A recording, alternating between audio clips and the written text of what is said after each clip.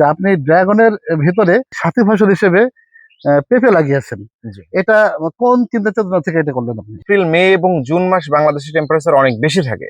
তো আমাদের ড্রাগন গাছ আপনারা জানেন যে এইটা যদি 40 ডিগ্রির উপরে তাপমাত্রা আসে সেই ক্ষেত্রে অনেক সময় গাছগুলো উপরে ফাঙ্গাসের আক্রমণ হতে পারে। দেখবেন যে যেদিকে এই গাছ নাই সেদিকে হচ্ছে একটু হলুদ আভা তৈরি হয়েছে। তো সেটা থেকে রক্ষা করার জন্য আমি গত বছর কিছু করছিলাম, আর এবছর আমি 3000 পেঁপে গাছ লাগাইছি।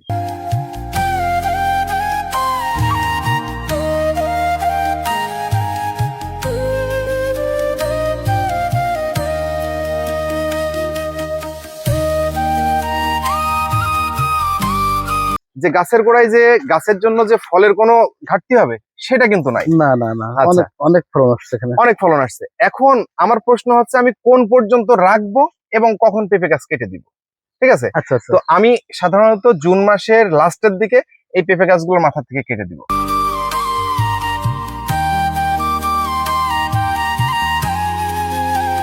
দর্শক শ্রোতা বন্ধুরা, আসসালামু আলাইকুম। দেশ এবং দেশের বাইরে থেকে যারা এই মুহূর্তে আমাদের আজকের এই ভিডিও দেখছেন তাদেরকে অসংখ্য শুভেচ্ছা জানাচ্ছি। দর্শক, আমাদের কৃষিভিত্তিক ধারাবাহিক আয়োজনে আজ আমরা এসেছি ঝিনাইদহ জেলার কালীগঞ্জ উপজেলার মালিয়াট ইউনিয়নের তক্তিপুর গ্রামের। এই গ্রামে একজন কৃষি উদ্যোক্তা, তার একটি মাঠে আমরা এসেছি। আর বুঝতে পারছেন যে আমরা রয়েছি ড্রাগনের ক্ষেতে। ড্রাগনের ভিডিও আপনারা অনেক দেখেছেন, কিন্তু আমরা যে বাগানটি দেখেছি এটা একটা পরিকল্পিত ড্রাগন বাগান। আর এই যে জাতটা দেখছি আমরা, সেই জাতে কিন্তু প্রচুর ফলন এসেছে, এবং যে ফলগুলো আমরা দেখতে পাচ্ছি সেগুলো পেকে কিন্তু একদম কালার, দেখুন কি সুন্দর কালার, অর্থাৎ অনেকটা লাল কালার হয়ে গেছে। হ্যাঁ, তা আমরা সেই ক্ষেত্রে দাঁড়িয়ে আছি। আর যেটা বলার জন্য আপনাদেরকে এই ভিডিওটা করা, সেটা হচ্ছে যে আমরা যে কৃষি উদ্যোক্তা বাগান দাঁড়িয়ে আছি, তিনি এই ড্রাগন ক্ষেতের সাথে সাথী ফসল হিসেবে করেছেন আপনার পেঁপের আবাদ। তা আমরা জেনে নেবো আসলে তার এই যে ড্রাগনের যে জাত, এটি কোন জাতের ড্রাগন, এবং তিনি কি উদ্দেশ্যে এই ড্রাগনের ভিতরে সাথী ফসল হিসেবে পেঁপে লাগিয়েছেন। তার আগে সর্বপ্রথম আমি ভাইকে বলবো দর্শকের উদ্দেশ্যে আপনি পরিচয় দেওয়ার জন্য। আসসালামু আলাইকুম ওয়া রাহমাতুল্লাহ। আমি আহসানুল ইসলাম ডন। আমার বাসা ঝিনাইদহ। আমার প্রজেক্ট ঝিনাইদহ সদর এবং কালীগঞ্জ উপজেলাতে প্রায় 70 বিঘা জমির উপরে আমার প্রজেক্ট। অনেক ড্রাগনের বাগানে গেছি, অনেক ড্রাগন ভিডিও করেছি। আপনার বাগানের প্রতিটি গাছে দেখছি যে আপনার প্রচুর ফলন। আমরা প্রথম জানতে চাই যে এটি আসলে কোন জাতের ড্রাগন? এটা রেড ভেলভেট নামে একটা জাত, যেটা আমি জানি যে বাংলাদেশে কমার্শিয়ালি এই জাতটা সব থেকে ভালো জাত। আচ্ছা, আমরা দেখতে পাচ্ছি যে এক একটা ড্রাগনের ওজন 350 থেকে 400 গ্রাম পর্যন্ত হয়ে যাবে, অর্থাৎ 3-4 কেজি হবে আপনার এই ড্রাগন গুলো। আর একটা বিষয় আমি দেখলাম যে আপনার বাগানে এসে একটা নতুন একটা বৈচিত্র্য দেখলাম, যে আপনি ড্রাগনের ভিতরে সাথী ফসল হিসেবে পেঁপে লাগিয়েছেন।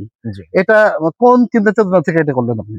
আসলে আমরা যখন ঘুরতে যাই সিলেট এবং পঞ্চগড়ের দিকে, তখন দেখি যে চা বাগানের উপরে আসলে গাছ থাকে। তখন আমার চিন্তা আসলো যে চা বাগানের উপরে গাছটা কি করে। তা আমি ওনাদের কাছে শুনলাম, ওনারা বললো যে এটা শেড ট্রি বলে।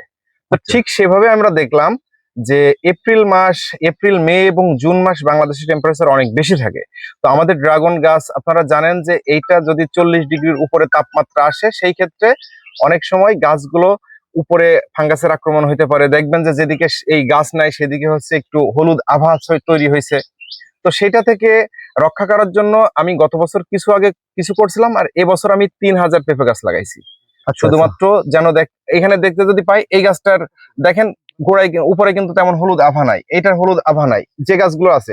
এবং এইটা যদি লাগান, আপনি যদি এইখানটায় দেখান, ফলের কিন্তু কোনো কমতি নাই।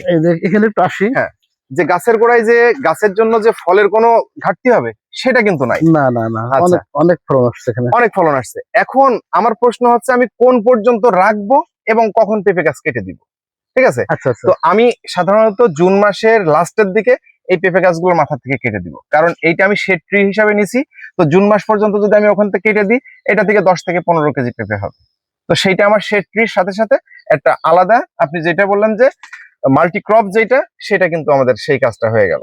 আচ্ছা দর্শক, আমরা কিন্তু তার কাছে ভালো একটা মেসেজ পেলাম। সেটা হচ্ছে যে আসলে যে এপ্রিল মের দিকে আমাদের এই যে বাংলাদেশে প্রচন্ড পরিমাণ গরম থাকে, আর গরমের কারণে হয় কি যে আমাদের যে এই যে ড্রাগন মানে গাছগুলো আছে সেগুলো কিন্তু আপনার এই যে ডগা বা যেটা আমরা বলি, এটা কিন্তু সানবার্ন বলে পুড়ে যায় অনেক সময়। তা তিনি সেই চিন্তা চেতনা থেকে পাশাপাশি তার পাশেই করে দিয়েছেন পেঁপে গাছ। আর এই পেঁপে গাছের দেখেন ডালপালাতে এই ছায়া যুক্ত হয়েছে, আর তার কারণে আমরা দেখাই দেখুন যে একটু আমরা ক্লোজ হই, এখানে দেখেন দেখুন গাছটা কিন্তু একদম তরতাজা রয়েছে। দেখুন সবুজ, এখানে কিন্তু কোনো কোনো লাল বা যে সানবার্নের যে কোনো ইফেক্ট এখানে কিন্তু নাই। পাশাপাশি আপনার দেখাই যে এই যে যে দেখুন যে যে এর যে ছায়া হয়েছে বলে ফলন ফলন কম, তাও কিন্তু না। দেখুন গাছে কি পরিমাণ ফলন আসছে, আর এই জাতটিতে কিন্তু অধিক ফলন হয়। দেখুন কি সুন্দর সুন্দর ফল ধরে আছে।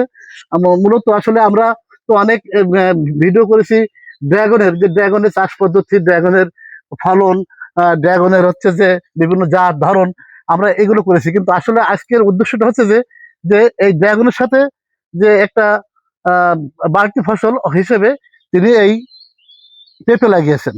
তাতে কি হচ্ছে, ড্রাগনের গাছও ভালো থাকছে, ড্রাগনের গাছগুলো সতেজ রয়েছে, পাশাপাশি ফলগুলো ভালো হচ্ছে, বাড়তি হিসেবে তিনি পাচ্ছেন পেঁপে।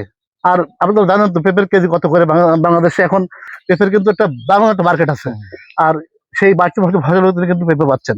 তো ভাই একটু বলবেন যে আসলে আপনার এখানে ড্রাগনের, আমরা যে ক্ষেত্রে দাঁড়িয়ে আছি এখানে কতটুকু ড্রাগন আছে? এটা 20 বিঘা। 20 বিঘা। জি। এই 20 বিঘা কি রেড ভেলভেট? 20 বিঘায় রেড। আমরা তো দেখতেছি যে আপনার ওখানে অনেক ক্যারেট পাচ্ছে, অনেকে দেখলাম। মানে বছরে কয় বছরে আপনার এটা? এটা আমরা আশা করতেছি এবছর 10 থেকে 11 বার ধরবে। 10 থেকে 11 বছর অলরেডি আমরা এটা 5 নম্বর ফলনে আমরা হারভেস্ট করতেছি। আরো করছেন না? জি।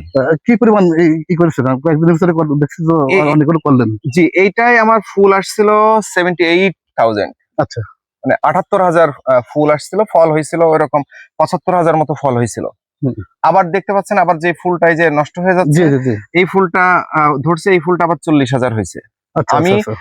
আমার এখানে দেখছেন মনে হয় প্রথমেই মৌ বাক্স আছে, মৌমাছির বাক্স রাখছি যেটা যেন আমার পরাগায়ন করে, তারপরে আবার আমি হাত দিয়ে পলিনেশন করে দিই।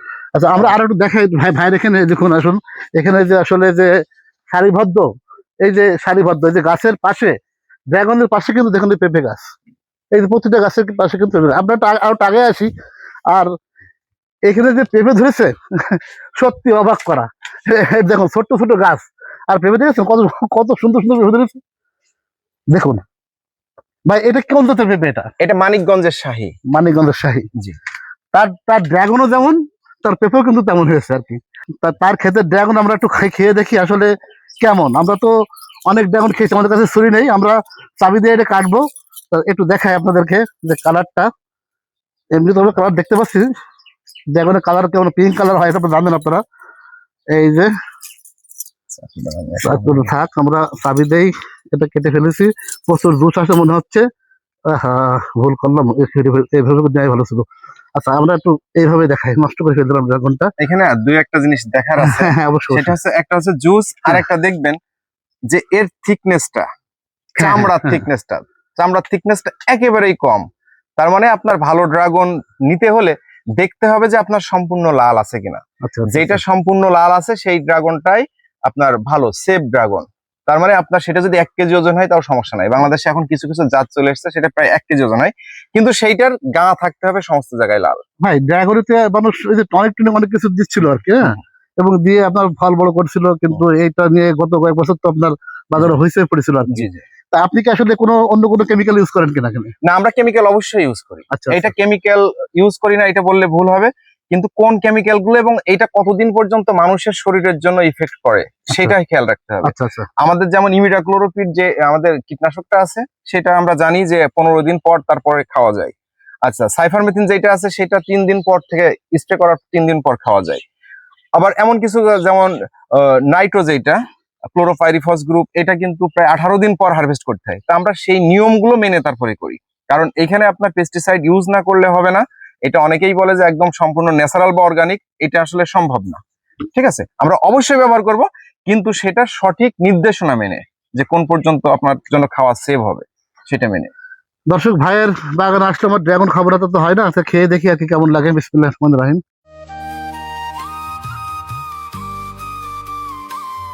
দারুণ আসলে, এই যে এই সাইজের ড্রাগন গুলো সত্যি খুব ভালো হয়। আমি দেখেছি বাজার দেখেছি, তার বাগান আসলাম, সেখানে এসে আমরা কিন্তু দেখতে পারলাম যে যেমন দেখেন রোজ কত সুন্দর, এবং এই ড্রাগন কিন্তু মিষ্টতা আছে, অনেক অনেক কাছে কিন্তু টক টক মতো লাগে, সেটা কিন্তু নাই। তো ড্রাগনটা সর্বোপরি আমার জাত দেখে পছন্দ হয়েছে, এবং এর যে কালার, এর যে ওজন, এবং তার যে বাগানের যে ফলন, অত্যাধিক পরিমাণে ফলন আসছে।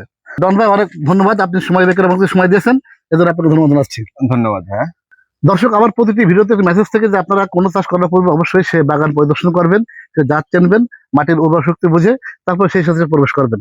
আপনারা জাত না চিনে বাগান প্রদর্শন না করে এই ফলন আবাদ করতে যান, অনেক সময় কৃষকবাদের ক্ষতি হওয়ার সম্ভাবনা থাকে। তো দর্শক, আর কথা বলবো না, যারা যেখান থেকে আমাদের আজকের এই ভিডিও দেখছেন তাদেরকে অসংখ্য ধন্যবাদ জানিয়ে এবং সকলের সুস্বাস্থ্য অভিজ্ঞ মঙ্গল কামনা করে এখানে শেষ করছি। পরবর্তীতে নতুন কোনো এপিসোডে দেখা হবে আপনাদের সাথে, এ প্রত্যাশায়। আল্লাহ হাফেজ।